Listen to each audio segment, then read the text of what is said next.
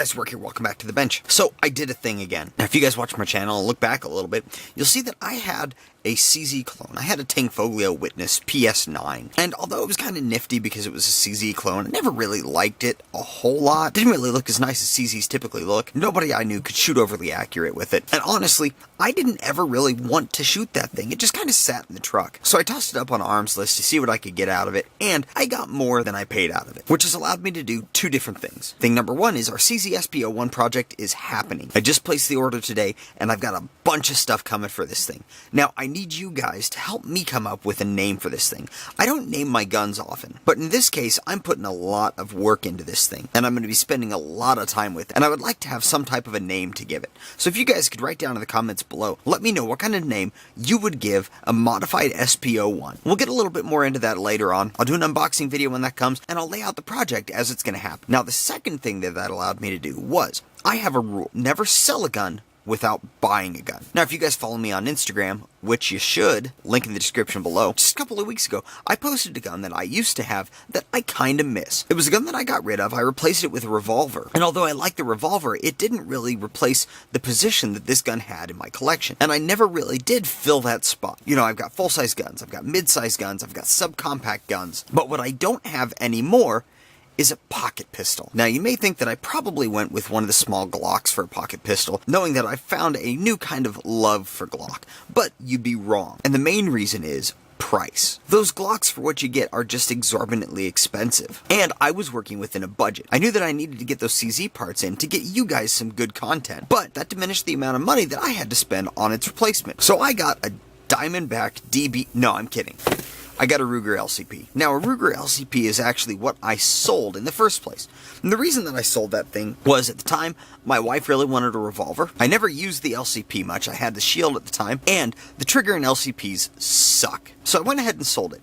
And it wasn't until after it was gone for a while that I realized the hole that this thing left in my soul. Yeah, it was tiny, about, 0.38 inches, but this thing has a really cool little use for it. Now, I'm not a big fan of pocket carry per se, but there are some times when you just need a small, concealable, backup style gun. In this world we live in, with all the negative attention that gun owners have, sometimes it gets really difficult to carry in places where you're not supposed to carry. Now, oftentimes, those places are the most dangerous places that you're going to end up. So having something that you can still defend yourself with is a good idea. So now we'll go back to one of my other reasons for getting rid of it, was the Ruger LCP's trigger sucks. Well, that all changed when the LCPII came out. So what I got is just your standard typical Ruger LCPII. So first off, we'll just kind of go over what's in the box here. I already took out the standard literature and all that crud. Obviously, it came in a bag. It's not a VCI bag. It's just a standard bag, which is somewhat sad since the coating on these slides isn't the best. So this is something cool that I didn't know it came with. It comes with a little pocket holster, which is super nifty. I don't have a holster for this thing yet. I just got it. And although I don't like pocket carry a whole lot, if you carry inside a pocket, you need a holster for it. Things can still get stuck in that trigger guard. So you really need a way to be able to cover the trigger guard and the tip of the barrel if you're going to pocket carry. And I think Ruger was genius for including this. It's going to keep a lot of dummies from possibly getting hurt with their pistol. Now, inside here, we of course have our silica gel pack. Don't eat that. And I'll bet this thing fits even better in here now that that's gone. It does. So that is a cool little thing. Of course, we've got the empty chamber indicator. We've got a flat base plate. I'm not going to put that on there because really the extended one does not add a whole lot of length on there, but it does give you a much closer to a full grip on that thing. And of course, you've got the lock. I was a little sad to see that it does only come with one magazine. I'm going to have to fix that, but since LCPs are so popular now, the magazines are way easier to find than they used to be. So let's move the box to the side. Take a look at our pistol here. Let's yank that guy off. So it does have a really weird little rubber band guy here. Not 100% sure what that is, but I'll toss that to the side. So, first impressions so far. Definitely going to have to put some color on this front sight, but that shouldn't be too much of a problem. Oh, ho, ho, ho, ho. Nice. So I wasn't sure about that. Obviously, this doesn't have any ammo in it. I've safety checked it like 7 or 8 times. But it's nice that it doesn't have the magazine disconnect safety. Obviously, chamber's empty. Magazine's out. still goes click, which is really nice. I hate those things. It's got a couple of major changes from the LCP1. One is obviously the design. To me, it's a much more industrial design. I like it a lot more. I think that it's kind of more fitting to its position. It does look more masculine. I like it. So obviously, along with the design changes are a redesigned grip. Now, they kind of swelled it in the back here, and it looks like it would be less comfortable, but it's really not. It gives you what feels like a more solid grip on the pistol. You get a little bit more on the meat back here in your hand, so I'm guessing that firing this is actually going to be nicer too, because that recoil is going to be spread out just a little bit more. So as far as the design and the palm swell go, I'm with it so far. Now on to the three main big usage differences of this thing. First we'll go with the trigger. Now it is not a striker fired gun like its big brother, the LC9S, but what they did was they took the LCP design, which is a double action hammer fire. It's actually like 1.5 action, because when the slide racks, it does partially cock the hammer, but it doesn't fully cock it. So when you pull through that trigger pull, you're actually cocking the hammer and releasing the hammer.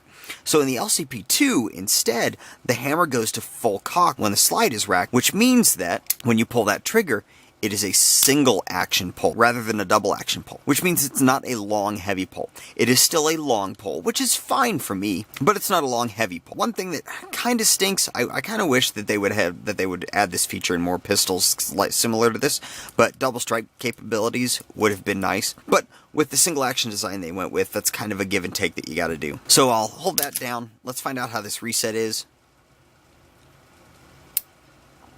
So it's not a super audible or tactile reset, but it's much shorter than the original LCPs.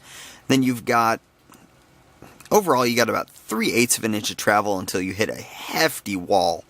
And then the brake, and it's not a light brake. I mean, it's a good size trigger. Let's grab the trigger pull gauge real quick. Don't make fun of my shoddy trigger pull gauge. You guys know I've got it. So it's a 7-pound brake, 6.5-pound brake. So we're still looking at like a 7-pound trigger pull, but pull itself, you don't have that long, super nasty pull of anticipation that you had with the original LCP, which is really important because with the snap of these little pistols and the tiny, tiny barrel, anticipation is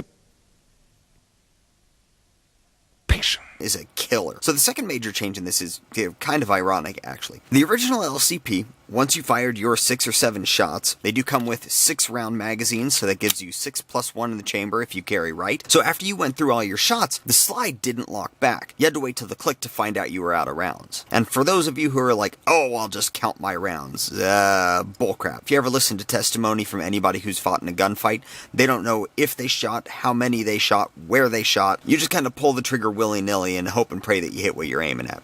So anyway, the original LCP did not have a slide hold on. Well, the new one does. So on that last round, the slide does lock back, which is really nice because that'll let you know you're out, so you can drop your mag and toss in a new magazine that Ruger didn't supply you. So the irony of getting a last round fired hold and 1 magazine is a little bit funny.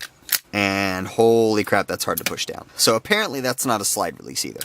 Just an FYI. So the last major functionality change with the LCP2 is the sights. Now these sights are considerably better than the LCP1. They still suck, but the LCP1 sights are just absolutely horrible. They were integrated into the slide too, but they didn't really give much height to it. They sat really low and they went for the no snag design rather than actually giving the pistol a decent set of sights. So here on the LCP2, they did raise the sights up a little bit. They still don't have dots or anything on them, but they are actually serviceable sights. If you take a look at it, you can see that it is a nice square rear notch. The front post seats nicely in it. It is a little bit hard to acquire quickly, but I'm going to fix that with some paint up here on the front, I think. Honestly, you don't buy these things for the range. These are 10-yard pistols, and these sights should do fine at 10 yards. The old ones did not do fine at 10 yards. They were not good quality sights. So that's pretty much it, guys. So anyway, now I just need to find a holster for this thing so I can start carrying it and can start testing it out. And I need to get it to the range here pretty soon. I don't have any ammo for it yet, other than did buy some hollow points for it. Well, with 380, I'm always weary about hollow points. I usually stack my rounds. I run a hollow point, a full metal jacket, a hollow point, a full metal jacket. Start with a hollow point in the chamber, and then alternate down, just because neither round really seems to perform optimally. The hollow points tend to underpenetrate a little bit. Full metal jackets don't create as good of wound cavity, so I just kind of try to get everything in there with it. It's a crapshoot with 380. But need to find a holster. Now, the holster that I kind of want for this thing, I want to try one of the holsters with the ulti clips on them. Now, if you guys have looked at the ulti clips, it's a really interesting metal clip design that will clip on like thinner materials. It's not a belt holster. It's made to clip like directly on your pants.